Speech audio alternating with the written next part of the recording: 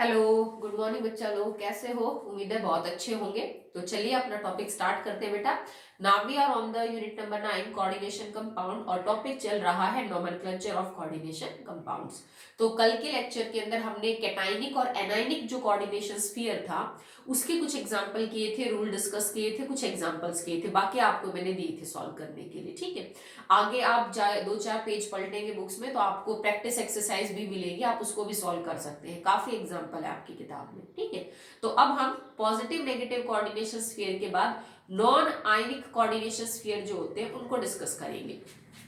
Non ionic से मेरा मतलब क्या है बेटा कि ना तो यहाँ पे पॉजिटिव चार्ज होगा ना यहाँ पे नेगेटिव चार्ज होगा। आपका जो कोऑर्डिनेशन स्फीयर है that is enclosed with in the square bracket that does not contain any charge.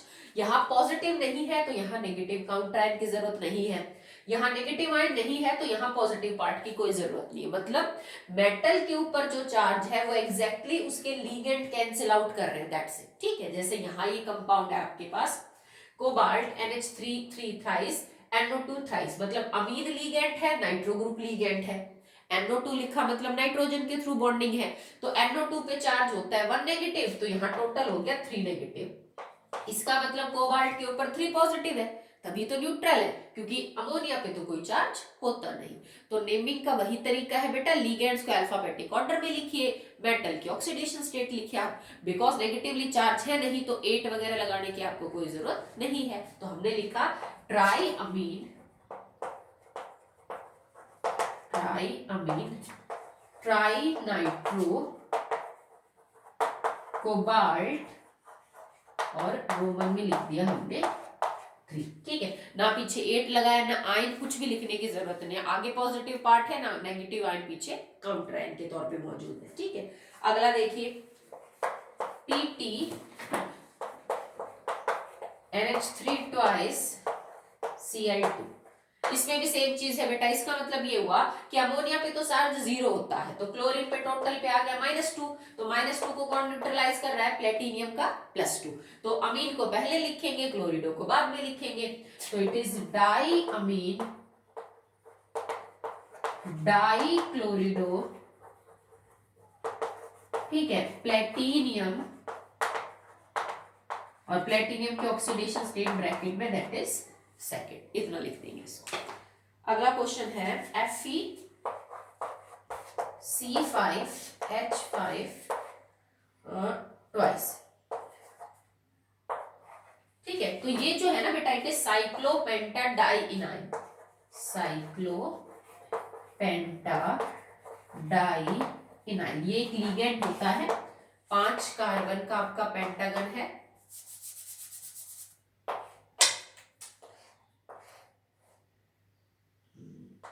ठीक है, ये आपका होता है C5H5। ठीक है, डाइइनाइल का मतलब 2 डबल बॉन्ड है, दैट इज मूविंग, तो हम इसको ऐसे रिप्रेजेंट कर सकते हैं। C5H5 एक लीगेंड होता है। ठीक है, तो यहाँ पे क्या है बेटा, आपने ये लीगेंड आपका कॉम्प्लेक्स है, तो कॉम्प्लेक्स लीगेंड जब 2 बार आएगा तो हम बाई डाई तो यूज नहीं करेंगे, हम क्या यूज करेंगे बेटा? बिस यूज करेंगे। तो इसका नाम क्या हो जाएगा? इट इज बिस साइक्लोपेंटाडाइइनाइल, और उसके बाद हम क्या लिख देंगे? That is iron. ठीक है, it does not contain any other ligand except cyclopentadienyl, तो आप ऐसे ही इसका नाम लिख देंगे, बस बिस लगाना है, बाकी कुछ नहीं, आयरन की ऑक्सीडेशन स्टेट। नेक्स्ट है बेटा NiCO4। देखो इसमें भी आगे पीछे कुछ नहीं लगाया। ठीक है, अब जो CO है ना बेटा वो खुद न्यूट्रल लीगेंट है, जैसे अमोनिया जैसे वाटर, तो इसका मतलब जब लीगेंट एक ही मौजूद है carbon monoxide and that is neutral, तो आपका निकेल भी न्यूट्रल है, तो निकेल की ऑक्सीडेशन स्टेट यहाँ पे क्या होगी बेटा? That is 0। तो आप इसको लिखेंगे टेट्रा कार्बोनाइल निकेल। ठीक है, दैट इज टेट्रा, 4 बार आ रहा है, टेट्रा कार्बोनाइल निकेल, और निकेल की ऑक्सीडेशन स्टेट 0 हम लिख देंगे रोमन में। ठीक है, अगला है दैट इज MN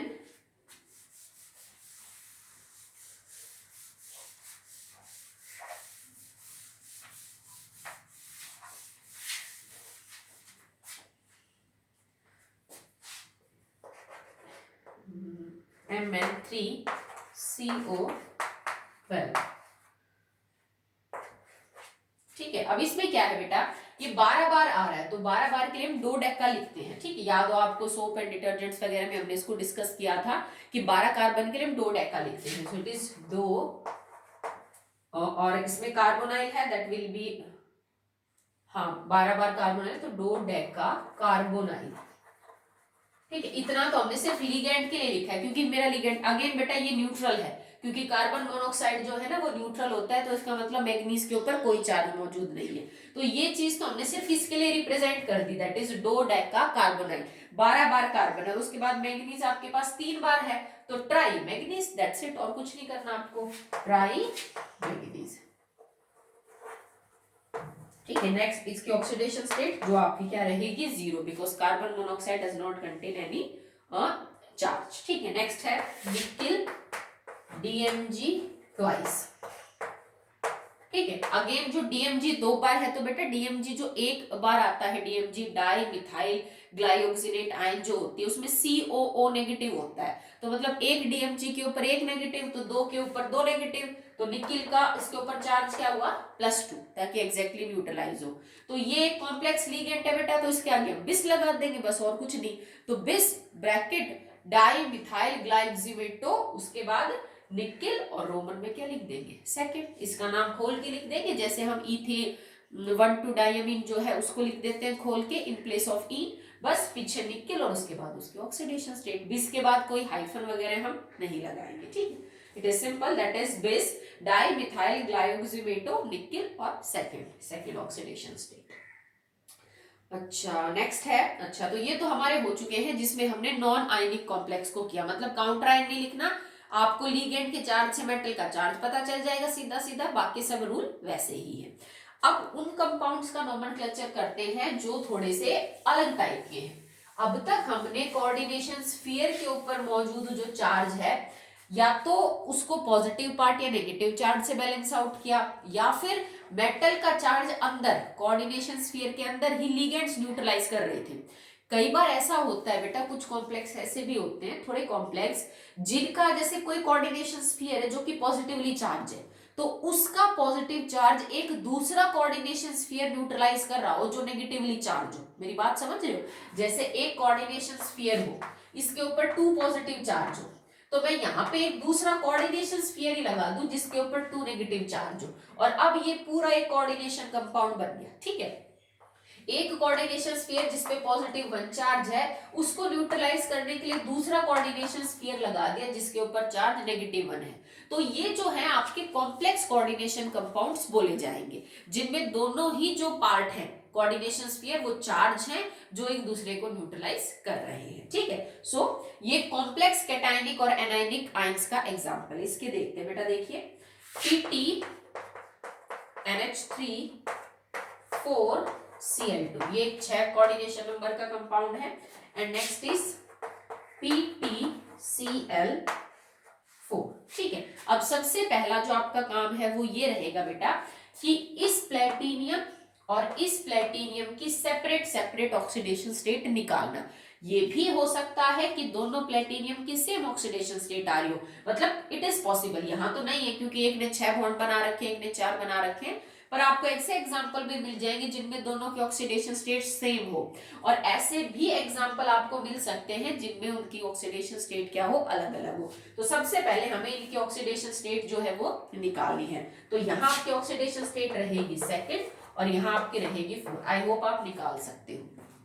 फिर लिखने का तरीका क्या रहेगा, देखो 4 बार आपके पास अमोनिया है तो ट्राई अमीन, ठीक है, डाई क्लोरिडो, प्लेटिनियम, ठीक है, उसके बाद इसका जो चार्ज है 4, इतना लिखा हमने, तो ये आपने यहां तक का जो पोर्शन है उसको कंप्लीट कर दिया। अब अगला है टेट्रा क्लोरिडो प्लेटिनेट, और उसके बाद इसके oxidation state that is second Roman में। अब आपको ये चीज और ये चीज आई होप समझ में आ गई होगी, ठीक है।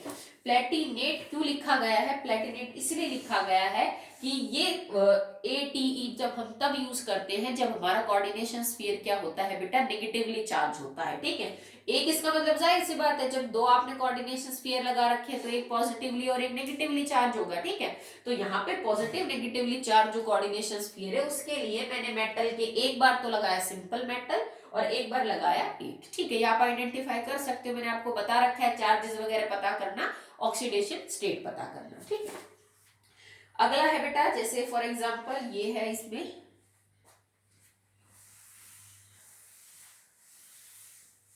लिगेंड्स को देख के ऑक्सीडेशन स्टेट आप आराम से निकाल लोगे। Next is cobalt, NH3 4 Cl2 thrice and CrCN। देखो अब इसने क्या किया है कि ये जो कॉम्प्लेक्स है, इस कॉम्प्लेक्स के ऊपर कुछ इस तरह से चार्जेस हैं, मतलब इस कॉम्प्लेक्स का टोटल नेगेटिव चार्ज न्यूट्रलाइज करने के लिए मुझे ऐसे कॉम्प्लेक्स 3 बार लेने पड़े, तब जाके ये चीज न्यूट्रलाइज हो रही है, ठीक है। तो आप इसमें कैसे करेंगे? ये 4 बार अमीन आया है तो टेट्रा अमीन, टेट्रा अमीन, ठीक है। उसके बाद di chlorido, di chlorido, then it is cobalt. उसके बाद कोबाल्ट और क्रोमियम के हम अलग अलग ऑक्सीडेशन स्टेट निकाल लेंगे, तो आप एक बार कोबाल्ट की एक बार क्रोमियम के ऑक्सीडेशन स्टेट निकाल के कोबाल्ट के ऑक्सीडेशन स्टेट को यहाँ पे रोमन में लिख देंगे, ठीक है।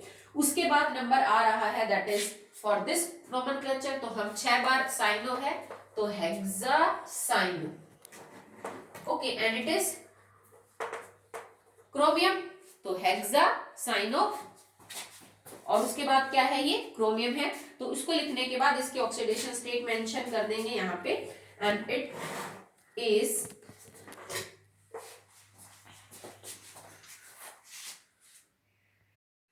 Okay, so chromium and then oxidation state, but because ये नेगेटिव है तो हम क्रोमियम नहीं क्रोमेट लिखेंगे, ठीक है। और उसके बाद रोमन में इसकी ऑक्सीडेशन स्टेट। तो आई होप आपको समझ में आ गया होगा।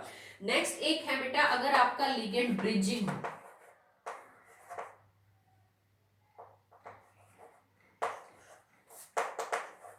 तो ब्रिजिंग जो लिगेंड्स होते हैं उनके लिए भी एक दो एग्जांपल दे रखे। ब्रिजिंग लिगेंड वो होते हैं बेटा जो लिगेंड दो मेटल को आपस में कनेक्ट कर रहा हो। जैसे मान लीजिए मैं एक लिगेंड लगा दूं बीच में कार्बन मोनोऑक्साइड, उसने इधर भी आयरन को पकड़ रखा है, उसने इधर भी आयरन को पकड़ रखा है, तो ये हमारा जो है वो ब्रिजिंग लिगेंड कहलाया जाता है। और ब्रिजिंग लिगेंड्स को जब हम लिखते हैं नोमेनक्लेचर में तो उनके आगे म्यू टाइप कुछ सिंबल बनाते हैं, जिससे शो हो जाता है कि ये वाले जो लिगेंड है वो कैसे हैं, ब्रिजिंग है, कि इन्होंने मेटल्स को आपस में क्या कर रखा है, बांध रखा है। तो एक दो एग्जांपल उसके कर लेते हैं। कई कोऑर्डिनेशन कंपाउंड ऐसे भी बेटा जिनका IUPAC नोमेनक्लेचर के अलावा कॉमन नेम भी ज्यादा फेमस है, तो आपको वो भी ध्यान रखना पड़ेगा। जैसे फॉर एग्जांपल ये दे रखा है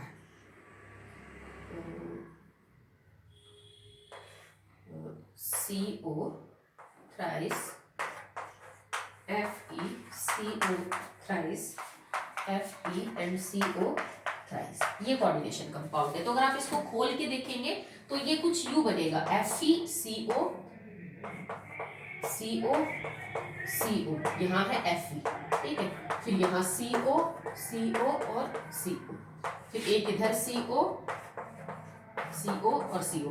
तो जब भी कोई कॉम्प्लेक्स लिगेंड है उसको थोड़ा खोल के लिख लो तो आपको समझ आ जाएगा इसमें ब्रिजिंग लिगेंड है या नहीं। तो बेटा देखो ये वाले नॉर्मल लिगेंड्स हैं, पर ये जो तीन आपके पास मौजूद हैं ये तीनों कैसे हैं, ब्रिजिंग लिगेंड्स है। तो मेरे को ये बात बतानी पड़ेगी कि इसमें 3 तो ब्रिजिंग है जबकि जो बाकी 6 बचे हैं वो नॉन ब्रिजिंग है। तो इसमें सबसे पहले मैं लिखूंगी 3 बार है ना, तो लिखा ट्राई ट्राई, फिर उसके बाद हाइफन लगाएंगे, देन उसके बाद क्या लगा देंगे, व्यू। 3 बार ब्रिजिंग लिगेंड है, कौन से ब्रिजिंग लिगेंड है, कार्बोनाइल। तो ये चीज तो मैंने खाली अभी आपको ये बताइए लिख के कि 3 carbonyl as a bridging ligand मौजूद है, इतना लिख दिया। उसके बाद अब ये 2 कॉम्प्लेक्स लिगेंड्स जुड़े हुए, मतलब 3 कार्बोनाइल दोनों साइड में एज इन कॉम्प्लेक्स लिगेंड जुड़े हुए, तो इसको हम क्या लिख सकते हैं, बिस, क्योंकि 2 बार रिपीट हो रहा है, बड़ा नाम है, तो इसको हम लिखेंगे बिस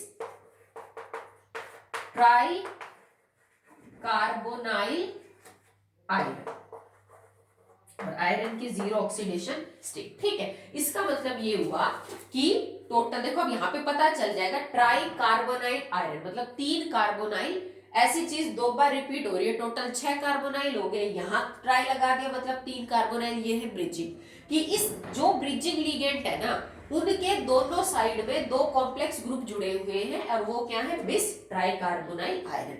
बिकॉज CO न्यूट्रल होता है, तो यहाँ पे दोनों ही जो आयरन है वो दोनों ही बेटा न्यूट्रल रहेंगे। ठीक है,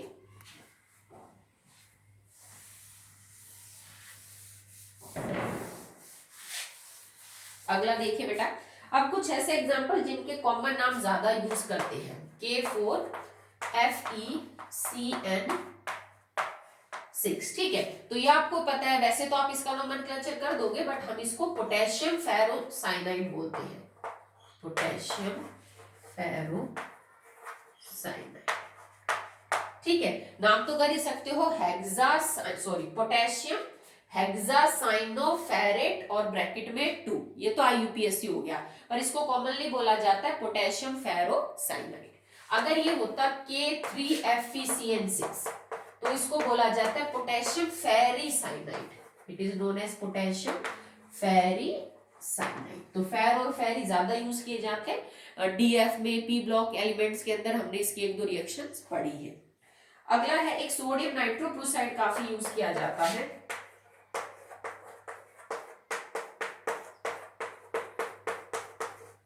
ठीक है, दैट इज सोडियम नाइट्रोक्लोराइड।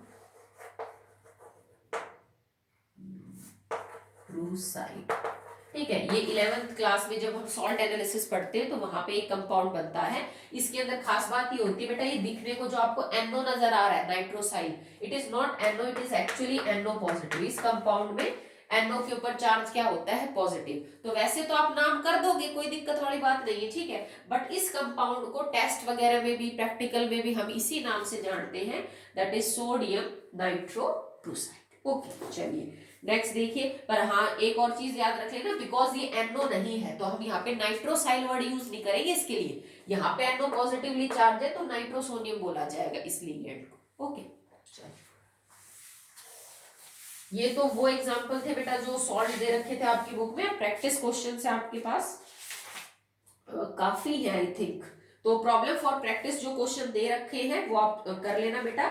अगर कहीं कोई दिक्कत आती है तो फिर हम उसको चेक कर लेंगे। जैसे एक तो मैं रफली ऐसे करवा देती हूँ उसमें से, फॉर एग्जांपल ये दे रखा है कि PtCl3 और NH3। ठीक है, तो इसको कैसे लिखेंगे, पोटेशियम, अब क्लोरीन और अमोनिया लिगेंड्स में से अमोनिया पहले आएगा तो हम लिखेंगे एक ही बार है, हाँ, तो अमीन ट्राई क्लोरिडो प्लेटिनेट, क्योंकि ये नेगेटिवली चार्ज है ना बेटा, तभी तो पॉजिटिव लगाया। और अगर इसके ऑक्सीडेशन स्टेट की हम बात करें तो ये तो 0 है, ये तो +1 है और ये -3 है, तो that will be +2 oxidation state इसकी आ जाएगी। ठीक है, तो रफली कोई भी उठा लीजिए आप। और जैसे ये है क्रोमियम NH3 और ऊपर 3 पॉजिटिव। ठीक है, तो आपको ये चीज मेंशन करने की जरूरत नहीं है कि वो 3 पॉजिटिव है 2 पॉजिटिव, तुम सिर्फ आयन लिख दो, मेटल के ऑक्सीडेशन स्टेट से ऑटोमेटिकली उसका चार्ज पता चल जाएगा। सो दैट विल बी हेक्साअमीन, और ये पॉजिटिवली चार्ज है तो 8 लगाने की भी जरूरत नहीं है, हेक्साअमीन क्रोमियम और रोमन के अंदर 3 और पीछे आयन लिख दो। ठीक है, अगला है that is Ca2FeCN6।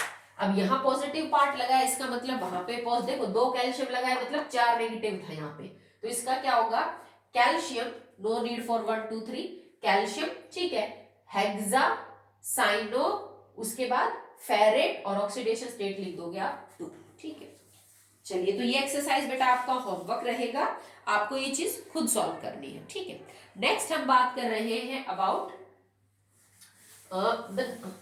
The formula writing part, कि अगर आपको नाम दे रखा हो तो फॉर्मूला कैसे लिखेंगे।